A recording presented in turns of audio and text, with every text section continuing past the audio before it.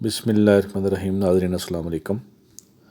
ناظرین، یہ آپ دیکھ رہے ہیں کہ یہ بکرے دمبے دور دراز علاقوں سے ٹرانسپورٹیشن کر کے مختلف لوکیشنز پر لائے جا رہے ہیں، اور یہ وہ دمبے ہیں جو کہ بس کی ڈگی میں موجود تھے۔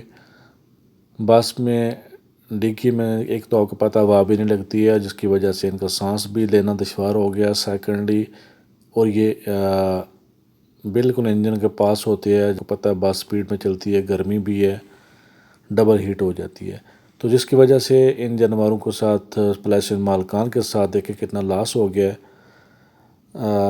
بہت ہی دکھ کی بات ہے۔ آپ اتنی محنت سے اتنی اپنی لال کمائی سے بکرے لیتے ہیں، اور جب بکرے لے لیتے ہیں تو پھر ان کی صحیح حفاظت کے ساتھ نیکسٹ لوکیشن پہ نہ پہنچانا بھی کتنا ایک ٹریجڈی بن گئی آپ کے لیے۔